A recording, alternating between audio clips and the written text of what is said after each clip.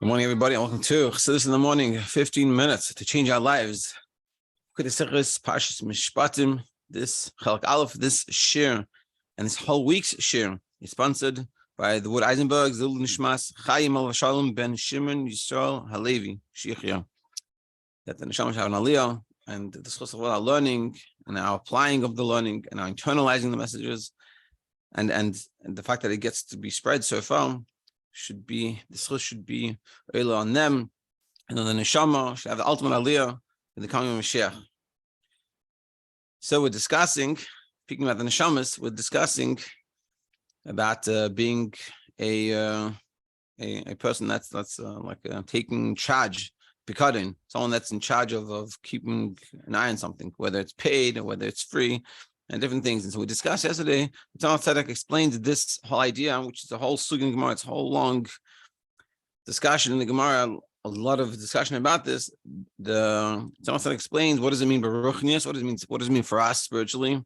Meaning in our terms of our Vedas Hashem. This is just talking about a physical, someone watching a garment or an animal, and what happens if they lose it and if they stole it and things like this. It's very physical. You learn the Gemara, you learn someone that doesn't look to this. It's a whole sugya, just stum.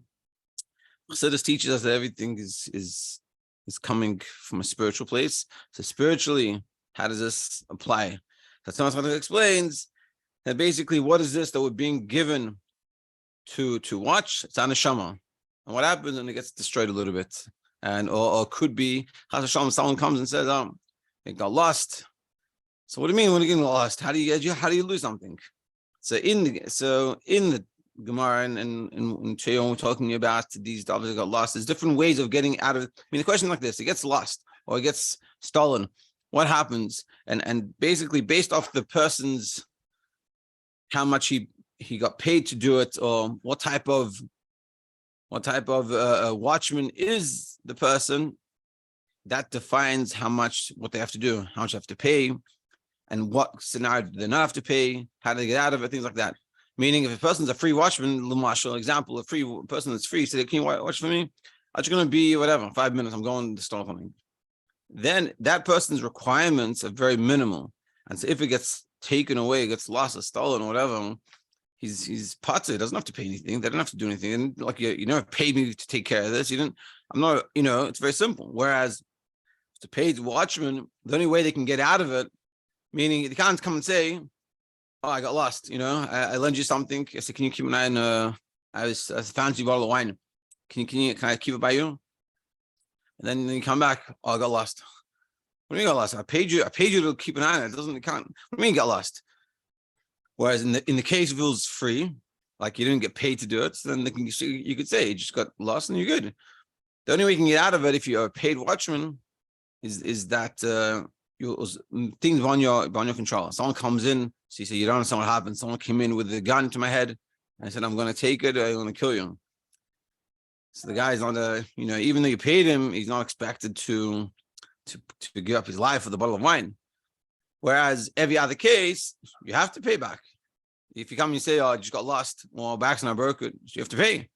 And this is sort of discussion in the Gemara. So you learn this for years. But here we're learning it's ruchnius. What is this that you're being given the neshama? We have a neshama to take care of. And we say, but the problem is, what happens? We say it got lost. So in the case we're talking about in the pasuk, and then we're talking about in the parasha here, is that a person says it got lost, but really he chapped it, he took it. So we're discussing this a little bit. So we're saying, since yesterday we're talking about there's different types of things that we're talking about. There's a shiur, there's a chamur, there's a sev, a salma, different types of animals or garments. And this is the different nefesh bahamis that is entrusted with the nefesh elokis, and that's the one that's saying, "Yeah, we got lost. We misplaced it. We don't know what happened to it." And this is essentially, it sounds funny, but this is sort of what's happening with us. That we have a nefesh elokis, and something gets lost. And we never hear it. We never hear from it. It's lost. Well, nefesh elokis talking last, I don't remember. Some people don't even know that nefesh elokis, and some people we like chassidim and us. And we're listening to the shiur, we know the nefesh elokis, so sometimes we never really hear it. And I don't even know when he's speaking. When nefesh elokis speaking, when nefesh Muhammad speaking. And that's lost. To the extent that it says that like it says, Asher Yemar Ki Hu Zeh. So we're going to be medayik today. What does it mean Ki Hu Zeh? Because he is this. What does it mean he is this? Alhu Hareu Eimer Zem. On he says this. So we're going to discuss what does it mean this. Talking about Hashem. Let's see. Zeh Muvano Hamiti. What is the true meaning of Zeh? This. Nasav Al Kedushas Velakus. When Zeh is this, what's this? What's the true this? When we say this in the world, we mean godliness. That is this. That's true. You can't really say anything is this. Only really you can say it is by Hashem. Why? There's two reasons for this. One is simple meaning of zeh means zeh. This is it. This is what it is. What does that mean? I can't say this is what it really is. This is the truth of everything. It's this. What's this? This is God. Because a creation, us, creations, created beings, books, tables, things like this. This is not it. What is really everything? It's all godliness that gives it and makes it exist. Talmid Mein Leish. Like the Rambam says, there's no true existence but Hashem. So when you say Zeh, this, what is this? It's not a book, it's a likus. It's not a microphone, it's a likus. It's not a computer, it's a likus. That's the true Zeh. That's the first reason why when we say Zeh, it really means God. And the second reason is Zeh, Mashma'u Hine Zeh, what it's hinting to, what it's meaning, behold this. If Shar is Leima B'chol Zman B'chol Makim, which is something you can say all the time. This is only really by Hashem that something exists all the time. Because everything is limited, not always found, not everywhere. When you say Zeh, Hine Zeh, behold this, we can say everywhere. The only thing that is everywhere is the Eibishter. Love Zeh. Therefore, you can't say Zeh on things. Yeah, you can say this thing, but he's saying in the truest form of it. Not in the simple sense, but in the truest form of it. Shem, Shemayim, Shagu, B'fi Kol. And it's known that the Shem Shemayim, the name of Hashem, is on the mouths of everyone. We all talk about Hashem. Only by Hashem is we can say every place. Like it says, there's no place void of him, meaning there's nowhere that Hashem is not found. So by Hashem, because he's everywhere, you can say Zeh. So essentially what we're saying is Zeh means Hashem. Now, Aval Mishum Hahel Mahester, because of the concealment, Ala Nefesh Bahamis, Alul Aliyois, Achlifa, Lemar, Alhu Zeh. So what we're saying is that Zeh means godliness. But what can happen when you have the Nefesh Bahamis covering over the Nefesh Lekis, we don't realize the reality. The Nefesh Lekis is not the one making the decision in our lives. He's not talking, he's not speaking. We don't notice it. So what happens? We take he, something that it's not godliness, physicality, something physical, something mundane, something that's not going to last. And we say, Hu Zeh. What's Zeh really? Zeh means God. But we get confused when we say Hu Zeh. Like we learned in last week's Sikha, Rambam says in the Shemana Prakim, brought it down, I think it was Parak Shlishi, that when a person gets sick spiritually, he talks about being sick spiritually, which is very much like he's physically sick and how to take care of it. You have to go to a doctor, get medicine and things like this. And explains one of the things he says over there is that when you get sick spiritually, is that you say what's right is wrong, what's wrong is right. And this is sort of what we're saying here. You get confused and you're saying what's true.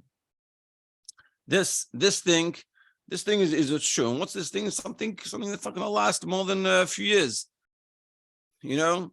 And this is sort of what we're saying. And this is the concealment that happens on the Nefesh Bahamis, that the Nefesh Bahamis does in Nefesh Lekis. And remember, because we're talking about that we've been given a pikadon and we're paid, we're watchmen. We have to watch something. What are we watching? Nefesh Lekis. The neshama, Hashem gives the neshama, not just we have to watch it and take care of it, we have to bring it back even better. What happens? It gets lost. The nefesh Bahamis takes over. We have different things, and they lose it, and that's a big problem. So now we're going to discuss what are the different types of nefesh Bahamis a little bit, or more. What's the nefesh of Bahamis issue of our generation? Gimel. B'yech is a part of dargas nefesh Bahamis in regards to different levels of the nefesh Bahamis, and ichlalim b'pasuk, which is included in our pasuk, ba'arba sugim, 4 types. You have shur, chamur, sev, salmo. You have an ox, you have a donkey, you have a sheep, and you have a salmo clothing. Masbir hak admat tzedek. The Talmud Tzedek explains b'maimer shemashma'usei shel shur hu shur nagchan. He says, what's an ox? An ox is a goreng. So in the Gemara talks about an ox that an ox that goes 3 times. It's called mud, that it's bound to ox. But basically, an ox is known as a wild, intense animal. So what's a person that has a nefesh Bahamis like a shur? Because remember, we're taking all this, what we learn in the Gemara and in Halacha and in Torah as a physical thing, and we're learning at the spiritual dynamics of it. So what's the shur? What's our ox? Some people are like an ox. They're rough. They're bulldozers, and they come in and they say things and they're rough around the edges. So that's a shur. So if someone's rough around the edges, you can say like he has a shur, he or she has a shur nefesh Bahamis. And you have a chamur. Chamur is chamur betkufas Tammuz clearly. So it says that a chamur, a donkey, in the time of Tammuz, which is the warmest time of the year, it's clearly, it's cold. So a donkey is more a person that's very cold, could be apathetic, just like very dark, gloomy. So that's the cold nefesh Bahamis. That's the nefesh Bahamis of the donkey. So someone is always like cold and like very lifeless, very like like blah. So that you'd say, that's enough. That's you have a donkey nefesh Bahamis. You wouldn't say it to them, but you gotta think about it. But ultimately, we think about ourselves. What type of nefesh Bahamis do I have? Do I have a shur? Do I have a chamur? Do I have a salma, which is really its garments, clothing? What does that mean?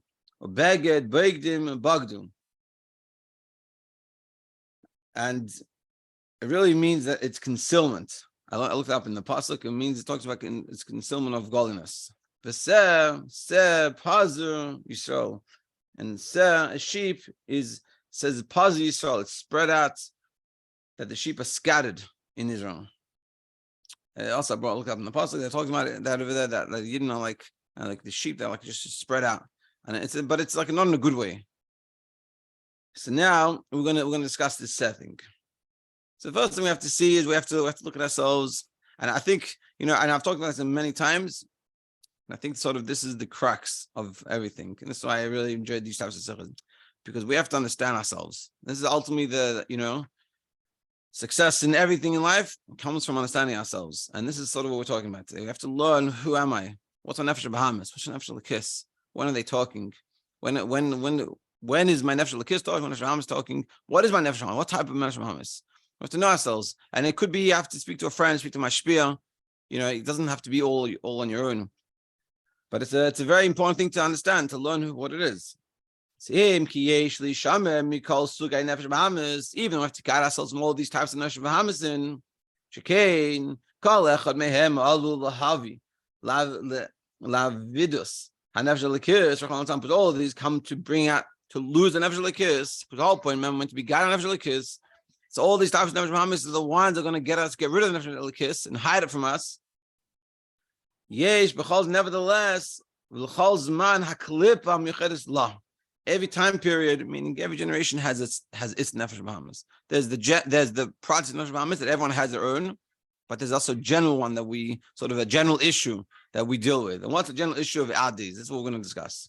Oh, negda yesh lamed b'yichud, and let's fight against it, against this klipa together.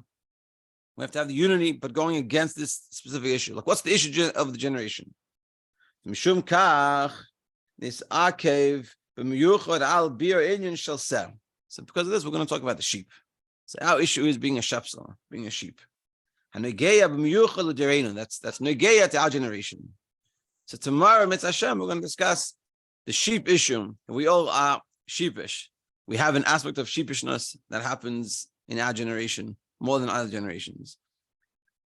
And yeah, so Hashem, everyone throughout the day should notice when we make choices, where that choice is coming from. You can ask yourselves, which nefesh b'ham am I? Which type of nefesh am I? Am I the Shiur? Am I going my wrath to people? My wrath to myself? And of course, we don't have to have only one of them. We can have bits of all of them. But what's the dominant one? Am I Shiur? Am I chamor? Am I cold? Am I pathetic? You know, I've not no fire, no passion, or am I a salmo? What is it? To be continued tomorrow.